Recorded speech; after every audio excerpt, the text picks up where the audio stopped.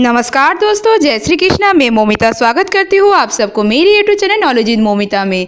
आज गुरुवार है तो आज मैं आप सबके साथ कार्तिक मास के महात्म के चौथे दिन की कथा शेयर करूँगी। तो चलिए शुरू करते हैं।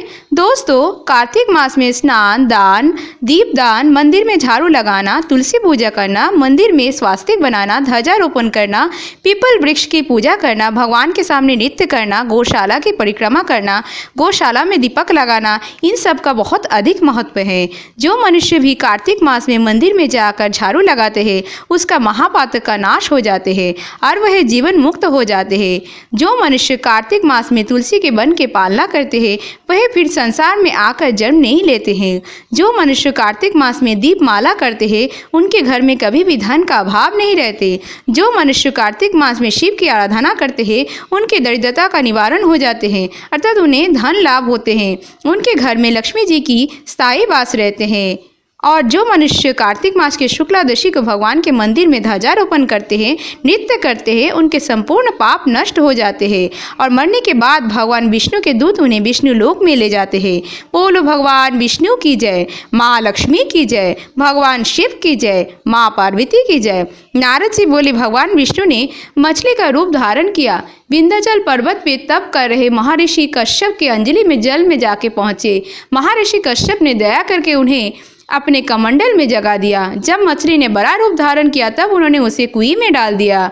जब कुएं में भी ना समझ सकी तब उन्होंने उसे तालाब में फेंक दिया। जब वह तालाब में भी ना आ सकी तो उन्होंने उसे समुद्र में डाल दिया। वह वहाँ पर भी ना बढ़ने लगी तो तब वह मत्स्य रूपी नारायण के रूप में शंखासुर को मार डाला। उसके बाद शंख को हाथ में लेके बद्रीनाथ आ पहुँचे। बद्रीनारायण में आकर उन्होंने सब ऋषि और महर्षियों को बुला के आज्ञा दिया कि पानी में इधर उधर फैले हुए वेदों को ढूंढो और उन्हें शीघ्र मिलाकर मेरे पास लाओ। तब तक मैं देवताओं के साथ श्री प्रयाग में ठहरा हूँ। इसके बाद सब ऋषि महर्षियों ने इन सब बीजों और वेद मंत्रों को ढूंढ निकाला।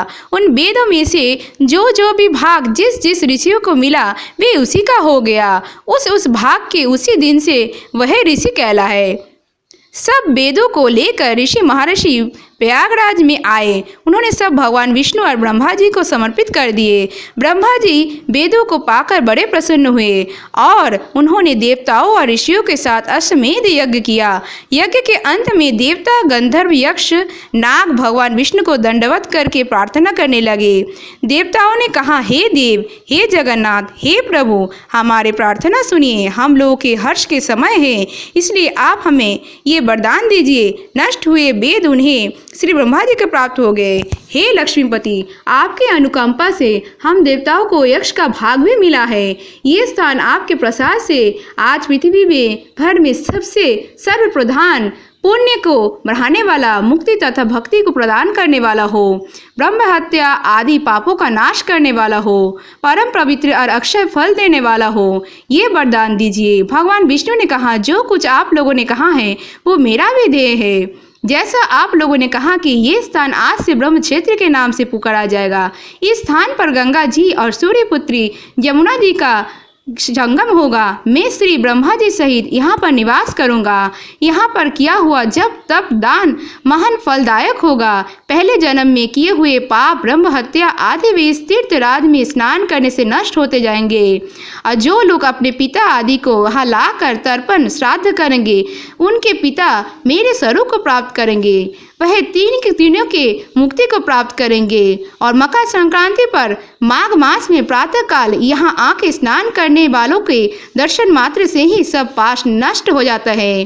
ठीक उसी तरह जिस तरह सूर्य के तेज से अंधकार का नाश हो जाते हैं। हे मुनिवर, मेरे वचन ध्यान से सुनिए। मैं सर्वत्र व्याप्त रहता हुआ भी हमेशा बद्रीनारायण में निवास करता हूँ। सैकड़ों वर्ष तक किसी दूसरे स्थान में तप करने का जो फल मिलता है वही यहाँ एक दिन में मिल जाएगा। जो मनुष्य मेरे उस स्थान पर बद्रिका आश्रम का दर्शन करेंगे वह जीवन मुक्त हो जाएंगे और उनके समस्त पाप नष्ट हो जाएंगे। सूत जी बोले, ऐसा कहकर भगवान विष्णु अंतर्धान हो गए और देवता भी अपने अंशों को वही छोड़ के चले गए। जो मनुष्य इस कथा को श्रद्धापूर्वक सुनते हैं वह श्री प्रयागराज से और बद्रिका आश्रम जाने व स्नान करने के बराबर फल प्राप्त करते हैं।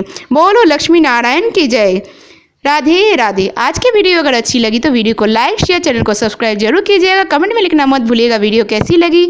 आज के लिए इतना ही, मैं मिलूंगी नेक्स्ट वीडियो में। तब तक के लिए tata bye, thanks for watching. Radhe Radhe, जय श्री कृष्णा।